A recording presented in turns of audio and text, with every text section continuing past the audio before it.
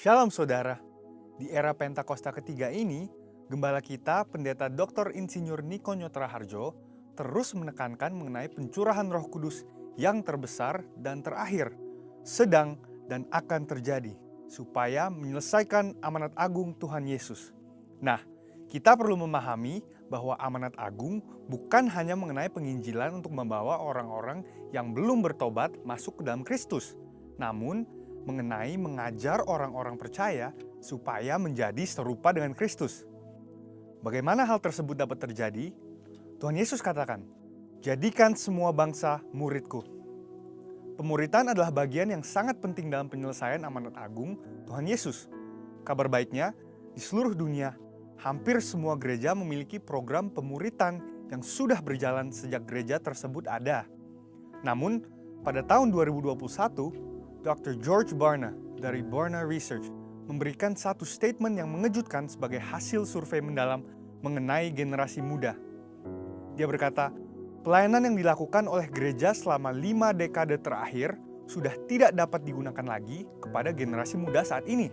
Pertanyaannya adalah, bagaimana kita menyesuaikan program-program pemuritan yang sudah ada supaya relevan dengan generasi kita saat ini?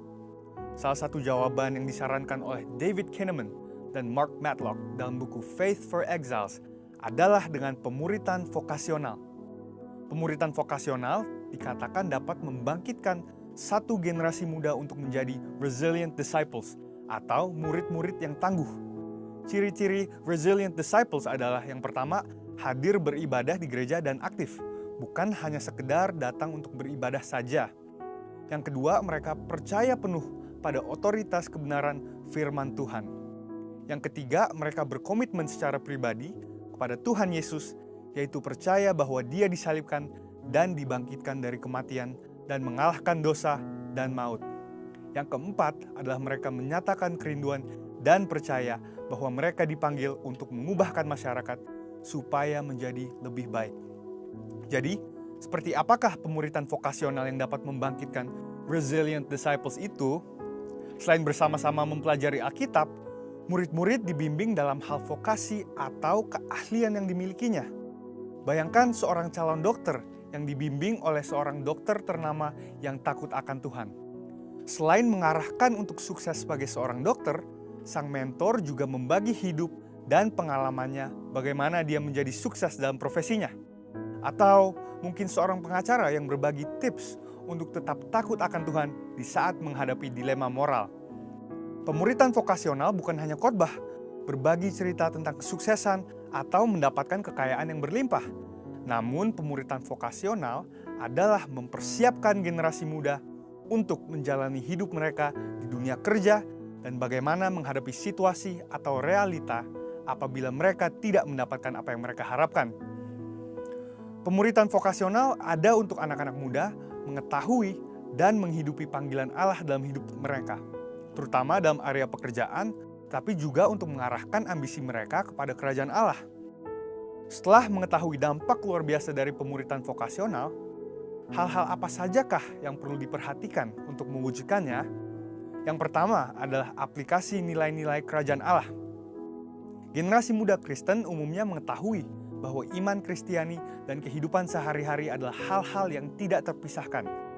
Mereka juga tahu bahwa secara umum, mereka dipanggil untuk mewarnai dunia secara positif dengan cara menjalani hidup sebagai murid-murid Kristus. Yang mereka butuhkan adalah bagaimana secara lebih spesifik menjalankannya di area pekerjaan yang spesifik pula. Yang kedua adalah hubungan antar generasi.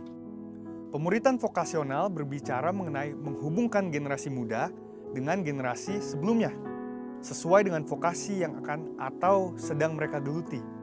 Ingin jadi politikus? Mintalah politikus Kristen yang sukses dan bersih menjadi mentornya.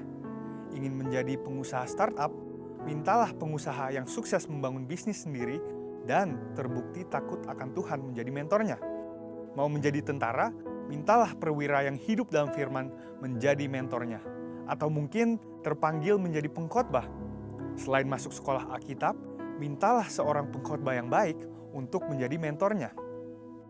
Poin yang ketiga adalah pemuritan vokasional membutuhkan komitmen yang serius. Pemuritan vokasional bukan ibadah raya atau kelas-kelas Alkitab, tetapi suatu kedekatan khusus antara murid dan mentor. Ini membutuhkan komitmen dan upaya yang lebih dari pihak mentor. Sang mentor membagikan bukan hanya hal-hal baik yang dia terima dan yang dilakukan dalam bidang pekerjaannya, tetapi juga dengan terbuka mengenai pengalaman buruk yang dialaminya. Mentor membagikan bagaimana ia menang atas semua hal itu.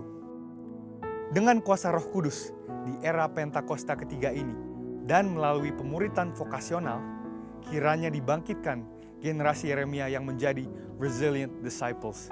Saudara, untuk penjelasan lebih lengkapnya dari tim teologi kami, silahkan klik link yang ada di atas atau scan QR Code yang tersedia. Tuhan Yesus memberkati.